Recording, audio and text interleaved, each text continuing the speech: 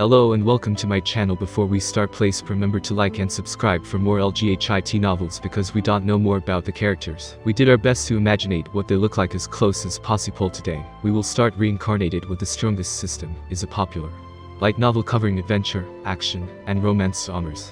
Written by the author Elyon. Chapter 1. I'm going ahead first, don't miss me too much. To the destined person who is lucky enough to find my letter. 752,648,000 heartbeats. That is the number of times my heart pulsed inside my body before I gave it away. I, who had lived a painful, yet happy life, had many regrets, and among those regrets was to die a virgin. Ahem. Don't look at me with those eyes filled with ridicule and contempt, for I am sure that you, yes you, the one reading this right now, is the same. Both of us are virgins. What? You're not a virgin. In that case then FCKU. How dare you read this? Don't you know the feelings of us pitiful, good-looking, and drop-dead gorgeous boys, like me, who have never even had the chance to date a girl? Do you not know our pain? Our suffering? Our endless days stuck inside the bathroom doing one-hand calisthenics? TSK, you uncultured swine. What happened to the saying, bros before hoes? Shame on you, bro, shame on you. You scum, who don't understand the importance of brotherhood. I hope your PP won't ever raise its head ever again. Let's see if you say popular then. Where was I? Oh yeah, I died as a virgin. However, before I died, I got my first and last kiss from a beautiful lady who was known as the #1 beauty in the whole academy. And her lips were so soft that I felt like I was in cloud 9. If only the boys in the school could see that moment, I bet that they would have bitten their handkerchiefs in envy. I'm sure that all of her admirers would have joined hands in order to kill me. Joke's on them, because by the time someone has found this letter, I will have long been dead. Hahaha. I leave this world with many regrets, but there was one thing I don't regret, and that was giving my heart to her. Even though she had only been my girlfriend for a few hours, those hours were the happiest hours of my life. I pray that she will live her life to the fullest. Not only for herself, but also for my sake. To you, who is currently reading this letter, I wish you a blessed day. I don't know who you are, where you're from, or what you're going through. However, let me just tell you one thing. Live your life to the fullest, and live without regrets. For there are many like me, who won't be able to see tomorrow's sunrise once we close our eyes tonight. I never cared about the world before, but when I saw the last sunset of my life, I realized that I had missed many beautiful opportunities. Don't be like me. Don't waste your life. Treasure every moment, as if it was your last. William, the boy who died, so that others may live. P.S. In the small chance that you are the one who found this letter, please, ignore the first and second half of what you have. Wait. I was just joking. Don't take my words seriously. If fate wills it, then our paths will definitely cross again. I wish that, the next time we meet, we will be able to finish our unfinished business. I promise that when that time comes, I will never let you go. Well then, I'm going ahead first, don't miss me too much, okay? Also, you're not allowed to follow me right away. Because if you do, I will be really sad. Take care of my little brothers and sisters in the orphanage for me. See you later, Belle. A single tear fell, followed by another. Soon, the handwritten letter was drenched in tears. Belle's vision blurred as the tears, and her eyes fell like rain. William, I'm sorry. Belle held the letter close to her chest. I'm sorry. As the sun disappeared from the horizon, and the first stars appeared in the sky, only the strong beating of William's heart within her chest accompanied her until she no longer had tears to shed. When William opened his eyes, he found himself lying on top of a small golden cloud that was flying in the sky. At first, he thought that he was still dreaming, but the memories of how Belle collapsed in front of him came flooding in. Along with the flood of memories, a realization dawned upon him. That's right. I'm already dead, William muttered.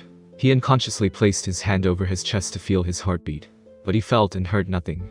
After heaving a sigh, the boy sat cross-legged on top of the cloud, as if it was the most natural thing to do in the world. After doing so, memories of his life flashed before his eyes. William saw happy memories, sad memories, and memories that he didn't want to see ever again. At the end of his reminiscing, the image of a beautiful girl with long black hair made him bite his lip in frustration. Truth be told, he was very worried about her. Did the operation succeed? Did the doctors make it in time? Will the hospital director keep his promise? Many questions popped inside his head. However, he knew that there was nothing more that he could do to affect the outcome of the events that had transpired. The reason? He was already dead. There was no use worrying about things that were beyond his control. I hope you're safe, Belle, William said as he raised his head. The golden portal was shining in front of him, and he knew that his journey had come to an end. He had never believed in Hero before, for Hero never did anything for him when he was alive. He also didn't believe in heaven and hell. The only thing he believed in was reincarnation. Perhaps he was influenced by the countless novels that he had read while staying at the hospital. His only hobby was to read stories about cultivation, kingdom building, slice of life, transmigration, historical romance, and many other themes. If there really is a hero, then he'd better prepare himself to get hit by my fist. William narrowed his eyes as he gazed at the golden portal that was getting larger every second. If I find out that he also took Belle, I will beat him up until even his mama doesn't recognize him anymore. Those were the last words William said before the cloud entered the golden portal. What he saw on the other side of the portal blew him away. It reminded him of the time his class went to the planetarium for their science field trip. Just what in the world? William asked absent-mindedly as he stared at the vastness of space.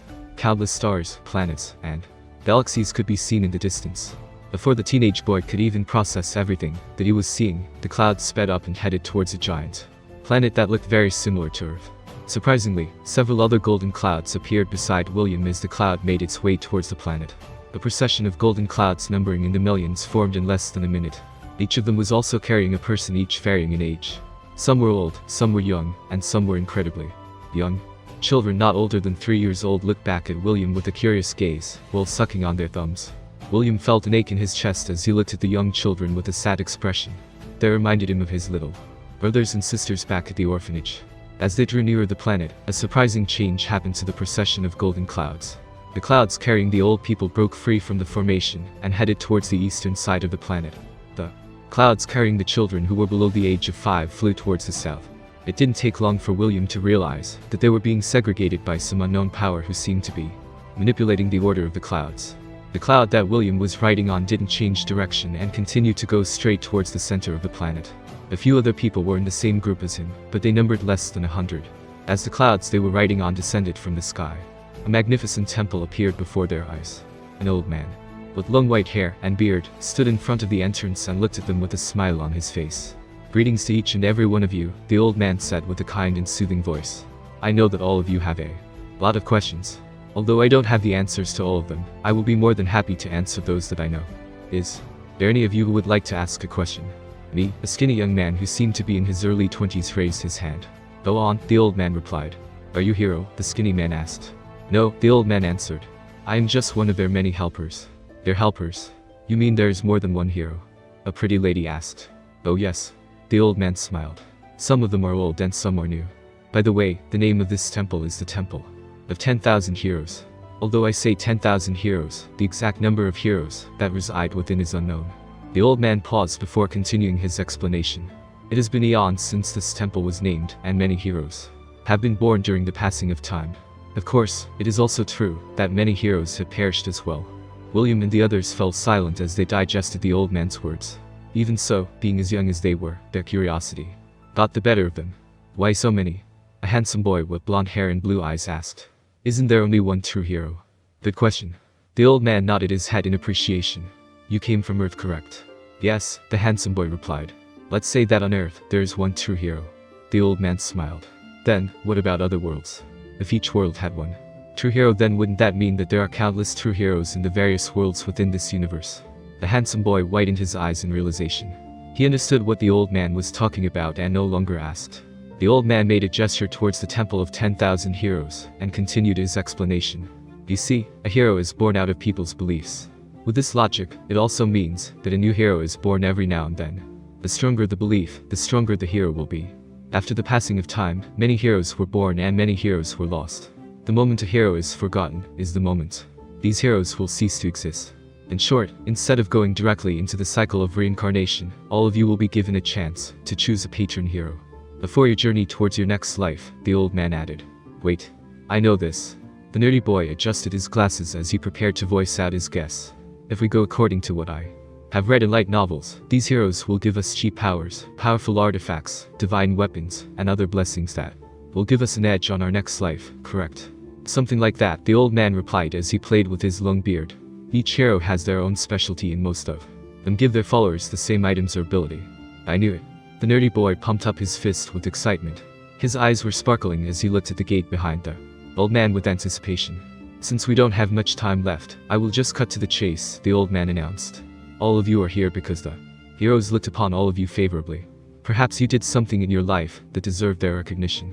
The old man paused for a brief moment to allow the meaning of his words sink in. Well, if there are no more questions, let's go in. The old man waved his hand and the gate of the temple opened. Let me welcome you once again to the temple of 10,000 heroes. Come one, come all. Step right up and don't be shy. I never believed in love at first sight, but that was before I saw you. I hope you know CPR, because you just took my breath away. If being sexy was a crime, you'd be guilty as charged. I was wondering if you were an artist because you were so good at drawing me in. William looked at the scene in front of him in a daze. After entering the gates of the temple, he found himself on what seemed to be a bazaar. Beautiful and handsome merchants wearing unique dresses were calling out to the people that had entered the temple with him. William's comrades were immediately drawn in by the flattery of these men and women. The boy was amazed because these merchants were able to say the cheesiest pick-up lines without breaking a sweat. Aside from William's group, there were other people who were wandering around the different stalls as if they were window shopping. William was amused because some of these merchants were even fighting with each other to draw these customers to check out the things that they had to offer. While he was still trying to understand what was happening around him, a chubby man wearing an elegant robe walked up to him with a smile. "Good day, young friend," the chubby man greeted. "Are you interested in becoming the strongest man in the world?" William looked behind him. Seeing that no one was there, he looked back at the chubby man and pointed to himself. "Are you talking to me?" William inquired. "Yes." The chubby man nodded in affirmation. "Allow me to introduce myself. My name is Gavin and I am the hero of all trades. If you are looking for the most amazing patron hero in this temple, then that's me." Suddenly, an apple hit the back of Gavin's head, which made him cry out loud in pain. "You bastard, how dare you lie in front of the children?" A beautiful woman wearing a tree hat filled with small apples roared in anger. "How dare you call yourself the most amazing patron hero in this temple? Boy, forget that lame man. Come here and choose me as your patron hero." The woman made a come over here gesture and William found his body floating towards her stall. He did his best to take control of his body. However, no matter how hard he tried, he couldn't even move his fingers.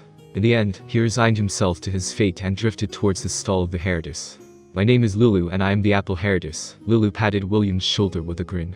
"Have you ever heard of a famous saying about apples? An apple a day keeps the doctor away?" William answered with uncertainty. "You are only half right." Lulu grinned. "Hey Lulu. I saw him first. Don't snatch my boy." Gavin charged towards Lulu's stall with a determined expression. The heroes inside the temple were all competitors.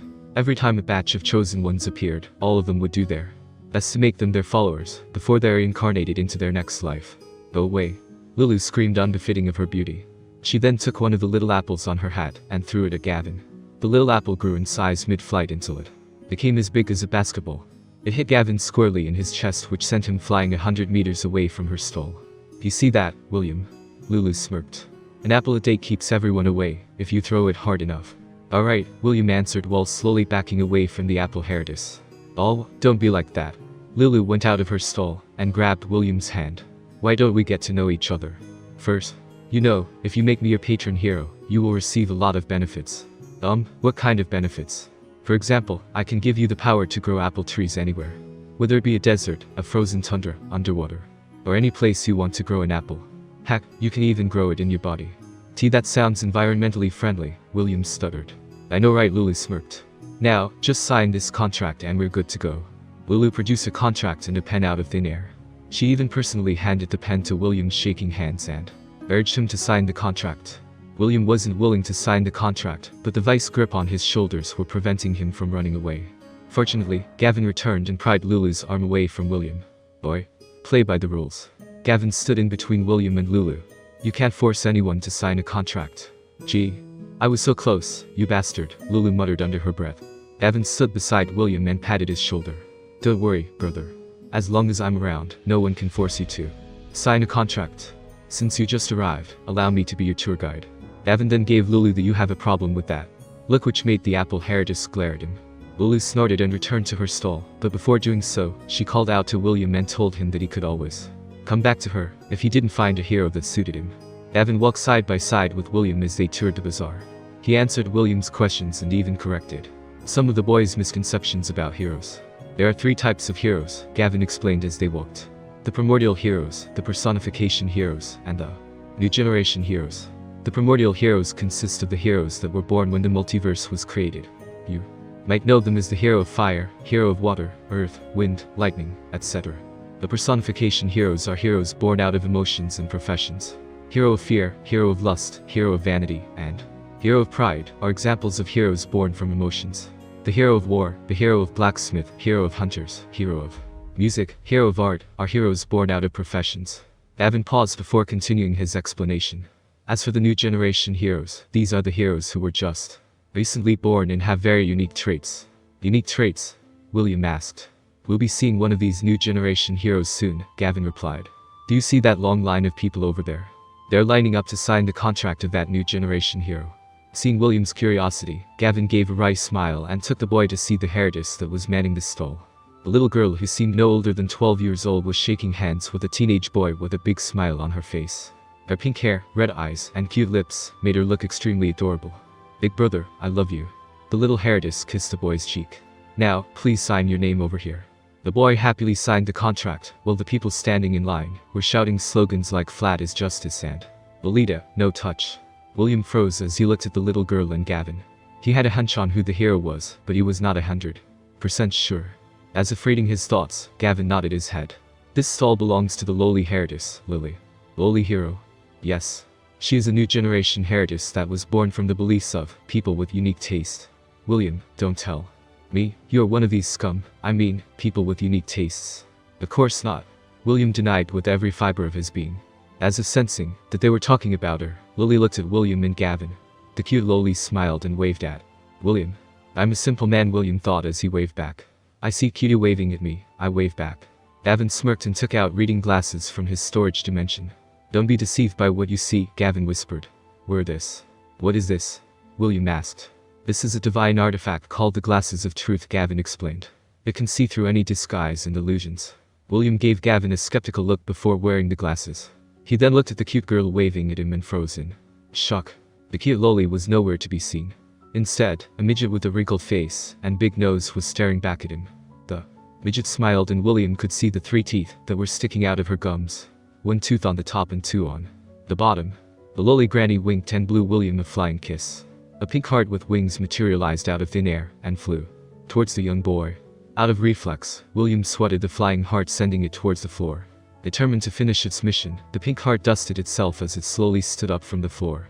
It then attempted to flap its wings to fly. Unfortunately, William didn't give it a chance to make a comeback. He stepped on it and ground it to pieces. After making sure that the heart was utterly destroyed, he ran away as if the devil was right behind his back. Gavin chuckled as he followed the panicked boy who was running for his life. In his eyes, William was a very interesting person. If possible, he wanted him to become his follower.